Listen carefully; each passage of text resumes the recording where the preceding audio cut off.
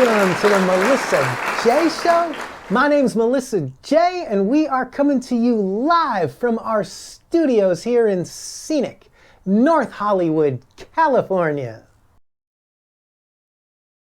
where we do car accidents in style.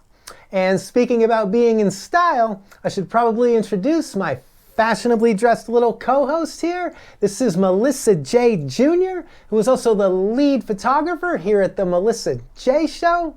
And just so we're clear, this is a talk show where we discuss politics and current affairs. I know that there are some of you who saw a transgender on the internet and you already have your dick in your hand. Not judging, but it's not that kind of party, so let's get on with the news. Starting out the show with some congressional news, Florida Representative Matt Gaetz is currently facing a number of allegations of sexual misconduct. And among them is that he had sex with a 17-year-old girl while the two were on ecstasy.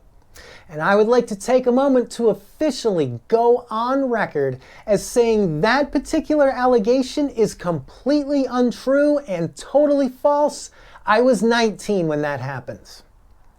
Moving right along to some local news, right here in Hollywood, two of Lady Gaga's French bulldogs were stolen at gunpoint by two armed assailants who shot the dog walker twice before making off with the dogs.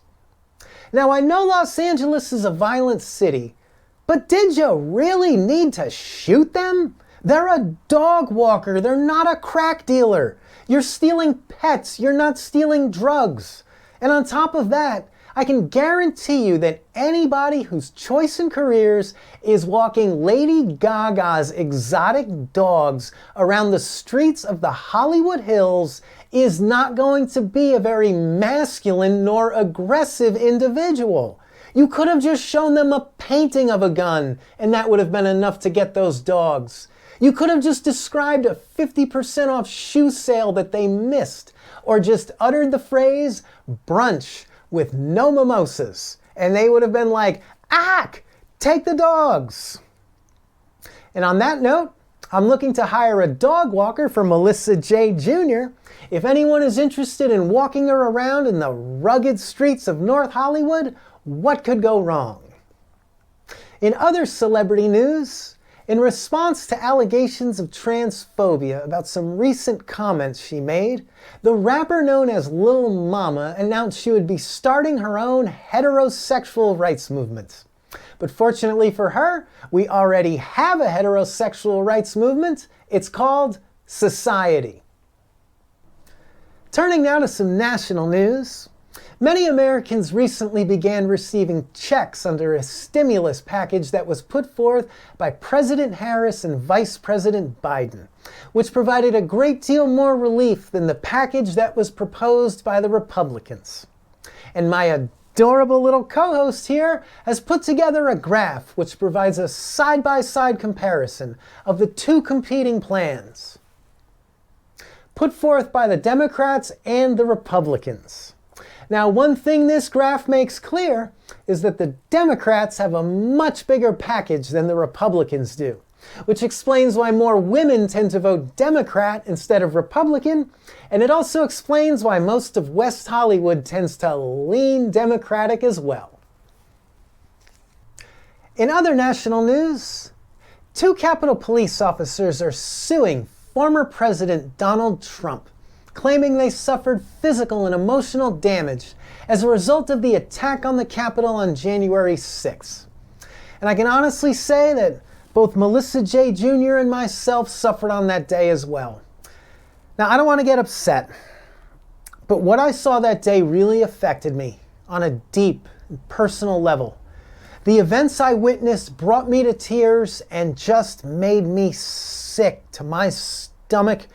And I'm talking about the outfits. I am not talking about the violence. I live in Los Angeles. The violence didn't bother me one bit. I've been to farmers markets that were more aggressive than that riot. I've been to Black Friday sales that made that riot look like a grade school picnic. Like I said, the violence didn't bother me one bit, But the level of fashion carnage I saw that day has caused both Melissa J. Jr. and myself to file our own lawsuit for the pain and suffering that we endured from having to look at those outfits. And I think it's safe to say that her and I are the real heroes from that day. And fortunately for our viewers, our own Melissa J. Jr. flew out to Washington, D.C. and was there that day to take pictures. She described the event as being like Burning Man, but for QAnon supporters. And instead of burning a big wooden man, they were burning the idea of a representative democracy instead. Those were her exact words. But let's get to the outfits. Now, the first clown to come leaping out of this clown car was the oversized loser with the Viking horns, red, white, and blue face paint, and a brown fur hat, also known as the Q Shaman.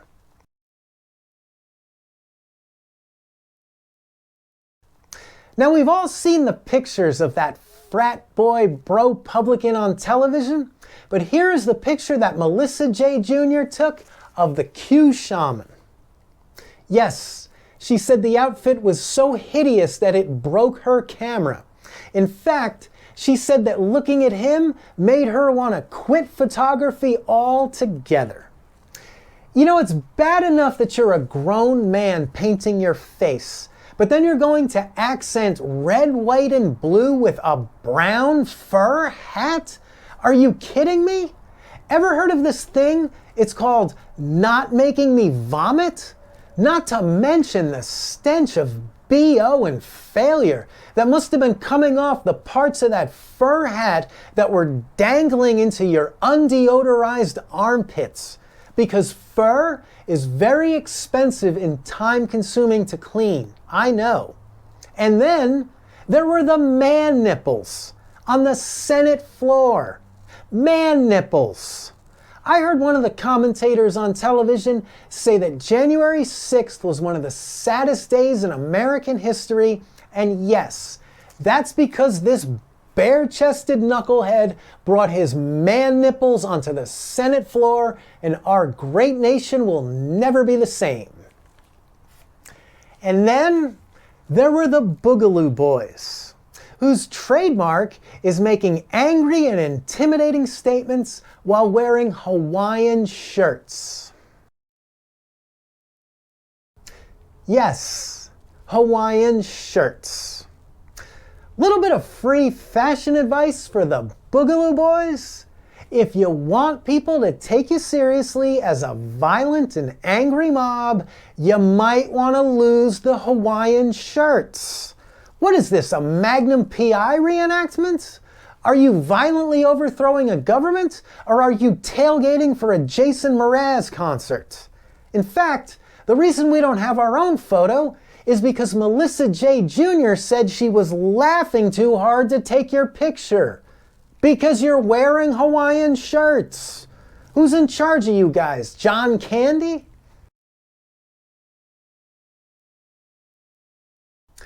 And then, finally, there was the admiral on this ship of tools, Richard Barnett, who broke into Nancy Pelosi's office and was photographed putting one of his feet up on her desk. Now, we've all seen the pictures of the racist sea captain sitting at Speaker Pelosi's desk, but luckily, Melissa J. Jr. was able to sneak into her office, and we have our own photo of Richard Barnett. Yes, thank you for only putting 1 foot up on her desk so we could see your 90-year-old groin 3 times a day on every major network for a week. You know, if it's one thing that being a crossdresser has taught me, nobody wants to see your balls. Even the people who like balls don't want to see them at lunchtime on a Wednesday, because there's a time and a place for everything. So remember the golden rule of crossdressing? It's both feet or no feet. And before we get out of here, I just want to say to all the QAnon supporters who want to bring threats and violence into a free society, I got your rabbit hole right here. You can go down it all night long, and those aren't breadcrumbs either. And to all the good people watching along at home, thank you for putting up with me. Please subscribe to our channel. I promise I'm going to talk trash in every episode. We got a lot more to look forward to, so stay tuned.